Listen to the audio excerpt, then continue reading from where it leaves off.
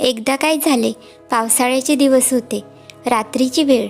पावसाची मारेझोड लागली होती. विजांचा चमचमाट होत होता, ढगांचा गडगडाट होत होता आणि वाराही तुफान सुटला होता. वादळ सुरू होते. जंगलातला वाघही त्या वादळाला भ्यायला. इकडे तिकडे फिरून कोठे आसरा मिळाला तर पाहावा या विचाराने तो जंगलाच्या कडेला आला. तिथे होते एक म्हातारीचे चंद्रमौळी झोपडे, पडले झडलेले.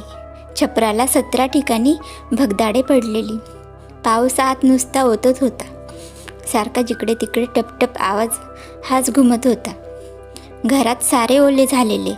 सामानावर पाणी पडू नये म्हणून म्हातारी इकडचे सामान तिकडे, तिकडचे इकडे सारखे करीत होती. तोंडाने बडबडत होती, बाई बाई, शर्त झाली अगदी आज. जीव अगदी मेटाकुटीला आला. हे छप्पर आज खास कोसळणार. सारखी सततधार आणि टपटप टप. खरोखर हत्ती, सिंह, वाघ कुणीही आत आला असता तरी मी घाबरले नसते. इतकी या सतत मुसळधारेच्या टपटपला मी भीते.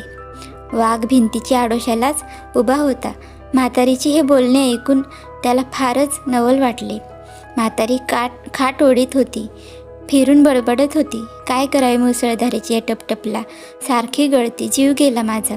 वाघाने कान टवकारून ते बोलणे ऐकले. तो मनाशी म्हणाला, ही म्हातारी म्हणते मी वाघाला भीत नाही, सिंहाला भीत नाही, हत्तीला भीत नाही, भीते ती काय मुसळधारेचे टपटपला. काय असावे हे मुसळधारेचे टपटप, पण ते खचित फार भयंकर असावे. इतक्यात फिरून म्हातारीने सामानाची हलवाहलव केल्याचा आवाज आला. वाघ फिरून म्हणाला, काय हा भयंकर आवाज, कधीच असा पूर्वी ऐकला नव्हता. हेच मुसळधारेचे टपटप असावे, शंकाच नको. त्याच वेळी काय झाले, एका कुंभाराचे गाढव हरवले होते. त्याला शोधित शोधित तो कुंभार रस्त्यावर आला. थंडी पडलेली असल्याने कुंभाराने सपाटून ताडी घेतली होती. ती त्याला चढली होती. कुंभार चालत चालत म्हातारीच्या झोपडीजवळ आला आणि वीज लखलखली. त्या उजेडात कुंभाराला कोणीतरी जनावर भिंतीशी पडलेले असलेले दिसले. कुंभाराला वाटले ते आपले गाढवच आहे म्हणून तो धावत आला आणि त्याने वाघाचा एक कान पकडून जोराने पिळला. एवढेच नाही तर वाघाला लाथाबुक्क्याने मारले. तोंडाने शिव्यांचा भडीमार चालवला. होते नव्हते तेवढे बळ खर्चून वाघाला लाथा हाणता हाणता कुंभार म्हणाला, अरे भिकाड्या हलकटा, अशी माझी चाकरी करतोस काय? रात्र अशी खराब आणि तू पळालास? तुला शोधित मी तुझ्या मागे यायची काय रे? उठ, नाहीतर तुझी हाडनी हाड मोडीन. कुंभार वाघाच्या कपाळावर दनादन बुक्क्या मारीतच होता. वाघाला हे काय चालले आहे ते कळलेच नाही. खरोखरच भयाने त्याची अगदी गाळण उडाली होती. हाच तो मुसळधारेचा टपटप असावा. खरोखरीच फार भयंकर. म्हातारी म्हणाली, ते काही खोटे नाही. वाघ, सिंह, हत्ती यांच्याही पेक्षा भयंकर आहे हा, असे म्हातारी म्हणाली नाही का? देवा देवा, काय ठोसे आहे त्याचे, वाघ मनात म्हणाला. वाघ मुकाट्याने उठून उभा राहिला. कुंभार त्याच्या पाठीवर बसला. त्याच्या दोन्ही बरगड्यांवर लाथा हाणीत कुंभाराने त्याला घरी आणले आणि ओवरीत एका कुंट्याला बांधून ठेवले. गाढव मिळाले या आनंदात फिरून 2-4 शिव्या झाडून तो घरात गेला आणि बिछाण्यावर आडवा पडला. थोड्याच वेळात त्याला गाढ झोप लागली. सकाळी कुंभाराची बायको उठली. तिने खिडकीतून बाहेर डोकावून पाहिले. तो काय दिसले, नेहमी ज्या खुंट्याला गाढवाला बांधून ठेवायचे त्या खुंट्याला भला मोठा वाघोबा बांधलेला. तिने घाईघाईने नवऱ्याला हलवून उठवले. अहो उठा, झोपला काय? अहो रात्री तुम्ही कुणाला बांधलेत माहीत आहे का? अहो ते गाढव नाही, वाघ आहे, भला मोठा वाघ. कुंभार धडपडून उठला. पाहतो तो खराच वाघ तिथे होता. त्यालाही मोठे नवल वाटले. वाघाने आपल्याला इजा कशी केली नाही याचाच त्याला अचंबा वाटला. सारे अंग त्याने पाहिले. नुसता ओरखडासुद्धा कुठे उठलेला नव्हता. काल रात्री बांधलेला वाघ अजून तिथे अगदी तसाच उभा होता. कुंभाराच्या या पराक्रमाची हकीकत गावभर पसरली. सारा गाव गोळा झाला. जो तो विचारी, दादा कसा पकडलात वाघ, कसा बांधून ठेवलात? त्याने सांगितलेली हकीकत सर्वांनाच इतकी अजब वाटली की गावकऱ्यांनी राजाकडे पत्र पाठवले. त्यात असे म्हटले होते की आमच्या गावात एका माणसाने हत्याऱ्यापात्याऱ्याशिवाय एकट्यानेच एक वाघ पकडून आणून बांधून ठेवला आहे. त्याची महाराजांनी नोंद घ्यावी. हे पत्र वाचून राजालाही मोठे कौतुक वाटले. स्वतः जाऊन तो वाघ आणि तो माणूस पाहण्याचे त्याने ठरवले. आपले हत्ती घोडे लष्कर घेऊन राजा निघाला आणि कुंभाराची गावी आला. वाघ खरोखरीच खूप मोठा होता आणि त्याने ते पंचक्रोशीला अगदी सतावून सोडले होते. वाघ सापडला आणि साऱ्या गावकऱ्यांच्या मागचा त्रास नाहीसा झाला. खरोखरच असे बहादुरीचे परोपकाराचे कृत्य करणाऱ्या वीराला कुठले बक्षीस शोभणारे नव्हते. राजालाही वाघ पाहून फार अभिमान वाटला. आपल्या राज्यात असे शूर लोक आहेत, तो राजाला कसली भीती असे वाटले. त्याने कुंभाराची पाठ थोपटली आणि त्याला सरदारकी दिली, गावे इनाम दिली, 1000 घोडदळ दिले. कुंभाराचा सरदार बनला, दरबारातला मानकरी बनला. पण लवकरच काय झाले, शेजारच्या एका राजाचे या राजाशी मोठे वैर होते. त्याने या राजाबरोबर लढाई करण्याचा निश्चय आपल्या दरबारात बोलून दाखवला. आपल्या राज्यातले सारे सैनिक त्याने गोळा केले आणि त्यांची सेना या राज्याच्या सीमेला येऊन भिडली देखील. ही बातमी या राज्यात हा म्हणता फैलावली. शत्रू केव्हा हल्ला करील याचा नेम राहिला नाही. राजाला काळजी पडली. त्याने आपले सारे सेनापती बोलावले. त्याने विचारले, तुमच्यापैकी शत्रूशी सामना द्यायला कोण कोण तयार आहेत? ते म्हणाले, महाराज, आपल्या राज्यात एकाएकी कोसळलेल्या संकटाला तोंड देणे अगदी अशक्य आहे. आपली फौज दुबळी आहे आणि लढाईची तयारी इतक्या थोड्या वेळात करणे शक्यच नाही. यावेळी आमच्यापैकी कोणीही सैन्याचा पुढाकार घेतला तरी आपण हरणारच. तेव्हा आम्ही अगदी लाचार आहोत.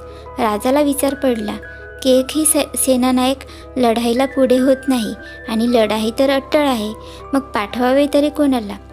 इतक्यात ते सेनापती म्हणाले, महाराज, काळजी करायची कारण नाही. एक उपाय आहे. आपण नुकतेच 1000 घोडेस्वारांचे दल ज्याला बक्षीस दिले आहे तर शूर कुंभारच आता सरसेनापती होऊ दे. महाराज, त्याच्यासारखा शूर आणि हुशार दुसरा कोण आहे? या कामाला तोच लायक आहे असे आम्हाला वाटते. जो मनुष्य जिवंत वाघाला नमवतो तो काय नाही करणार. हा सल्ला राजाला पटला. बस, त्याला सरसेनापती करतो आता, असे म्हणून राजाने कुंभाराला बोलावले आणि म्हटले, तुम्हाला सरसेनापती केले आहे. आजपासून राज्याची सारी सत्ता आणि सैन्याची सर्व जबाबदारी तुमची. आता शत्रूंना पिटाळून लावण्याचे काम तुमचे, समजले? कुंभार म्हणाला, महाराज, सारे सैन्य घेऊन जायच्या अगोदर मी एकटाच जाऊन शत्रूची हालचाल टेहळून येतो. म्हणजे बरे पडेल. आपली हरकत नाही ना? मुळीच नाही. राजा म्हणाला. कुंभार घरी येऊन विचार करू लागला. तो बायकोला म्हणाला, आता मला महाराजांनी सरसेनापती केले आहे. मोठं थोरलं सैन्य घेऊन मला जायला पाहिजे, आणि तेही कसे, तर अगदी सर्वांच्या पुढे घोड्यावर बसून. अजून मी कधी घोड्यावर म्हणून बसलेलो नाही. काहीतरी सबब काढून थोडी सबुरी तर आज महाराजांकडून मिळवली. महाराजांनी मला एकट्याला शत्रूच्या गोटात जायची परवानगी तर दिली. एखादे लहानसे तट्टू अगदी गरीब असे माझ्यासाठी घेऊन येतेस? तुला माहीत आहे मला घोड्यावर बसता येत नाही आणि जायला तर हवेच. अगदी उद्या सकाळी मी निघणार.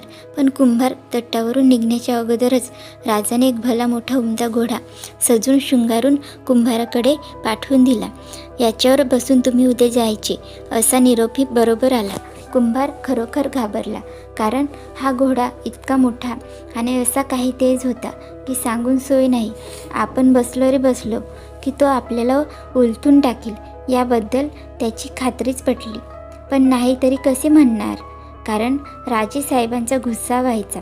त्याने घोडा दिल्याबद्दल राजेसाहेबांना खूप धन्यवाद देणारा निरोप नोकराकरवी पाठवला आणि फिरून बायकोला म्हणाला, हा घोडा महाराजांनी पाठवल्यावर आपण आता तट्टावरून जाणे शक्यच नाही आणि मला तर घोड्यावर बसता येत नाही.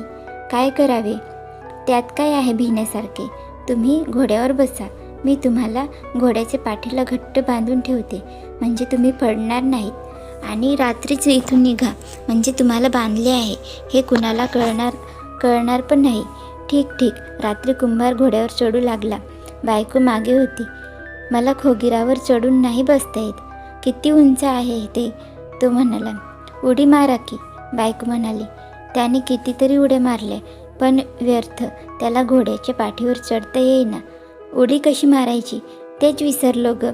उडी मारली तर वरती कसे चढायचे तेच साधत नाही बघ. उडी मारताना घोड्याच्या डोक्यासमोर तुमचे तोंड ठेवा, बरोबर, तो म्हणाला. आणि मग सारे बळ एकवटून इतक्या चपळाईने त्याने उडी मारली की तो एकदाच खोगीरावर चढला. पण त्याचे तोंड घोड्याच्या शेपटीकडे झाले. डावा पाय रिकीबीत अडकला. अगं, माझा डावा पाय रिकीबीत कसा शिरला ते काही कळत नाही. आता उजवा कसा घालायचा त्याचाच प्रश्न आहे. मी करते तुम्हाला मदत. घाला आता पाय रिकीबीत. बायको त्याचा पाय अडकवणार इतक्यात तो घोडा नाचू लागला आणि वरचे स्वार खाली कोसळले. अखेर कितीतरी वेळा उड्या मारता मारता एकदाचे कुंभार सेनापती घोड्यावर बसले आणि बायकोला म्हणाले, अगं, आता मला अगदी लवकर आणि घट्ट घोड्याला आवळून बांध, म्हणजे मी पडणार नाही. बायकोने धावत जाऊन एक दोरी आणली. त्याचे पाय तिने रिकीबींना घट्ट बांधले. नंतर दुसऱ्या दोरीचे विळखे त्याच्या कमरेभोवती आणि मानेभोवती घालून तिने त्याला घोड्याच्या पाठीला, मानेला आणि शेपटीला घट्ट बांधून टाकले. तो घोडा मोठा तेज होता. त्याला अशा तऱ्हेने कुणीच कधी बांधले नव्हते. त्याने लाथा झाडायला आणि खिंगळायला सुरुवात केली आणि मग भडकून तो चौकूर धावत सुटला. अगं, कुंभार ओरडला, माझे हात नाही बांधलेस ते. हातांनी घोड्याची आयाळ पकडून ठेवा. त्याप्रमाणे कुंभाराने घोड्याची आयाळ पकडली. घोडा उधळून धावत होता. किती शेते, कुंपणे, नद्या, नाले, टेकड्या, दरीखोरी त्या घोड्याने पालथी घातली. त्याला काही सुमारच नाही. विजेसारखा तो घोडा पळत होता, सारखा दौडत होता. अखेर शत्रूच्या गोट्याजवळ ते दोघे येऊन पोहोचले. कुंभाराला ही घोडदौड मुळीच आवडली नाही. शत्रूचा गोट पाहून त्याला धडकी भरली. कुठे आणले या दुष्ट घोड्याने आपल्याला? आता शत्रू काही आपल्याला जिवंत सोडित नाही. तेव्हा या सगळ्यातून कसे तरी निष्ठायचे म्हणून त्याने निर्धार करून घोडा धावत असताना एका छोट्या वडाच्या पारंबीला पकडले.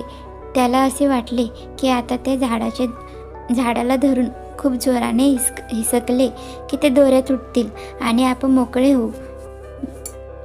पण घोडा बेफाम दौडत होता. तो कसला थांबतो? घोड्याच्या जबर हिसक्याने वडाचे ते झाड समूळ उपटले गेले. घोड्यावर बसलेला कुंभार ते झाड हातात धरून तसाच पुढे चालला. शत्रूच्या गोटातले सारे सैनिक हे पाहून चकित झाले. हा माणूस शत्रूकडचाच आहे याबद्दल त्यांची खात्री पटली. पहा, ते म्हणाले, हा केवढा प्रचंड देहाचा सैनिक तसाच दांडग्या घोड्यावर बसून येतो आहे. कसा घोडा सोडला आहे याने, आणि रागाच्या सपाट्यात झाडेही तो तोडत आहे. त्याच्या मागून मोठे सैन्य येत असेल, शंकाच नको. आणि मग त्यांच्यापैकी काहीजण आपल्या राजाकडे धावत गेले आणि म्हणू लागले, महाराज, शत्रूचे मोठे सैन्य चालून येत आहे. राक्षसासारखा एक सैनिक आहे. जंगी घोड्यावर स्वार झालेले आहेत ते सारे, आणि येता झाडेही रागाने उपटतात. आम्ही माणसांशी लढू, पण या अशा राक्षसांची सामना करायची हिंमत आम्हाला नाही. बाकीचे सैनिकही म्हणाले, खरे आहे हे म्हणतात ते.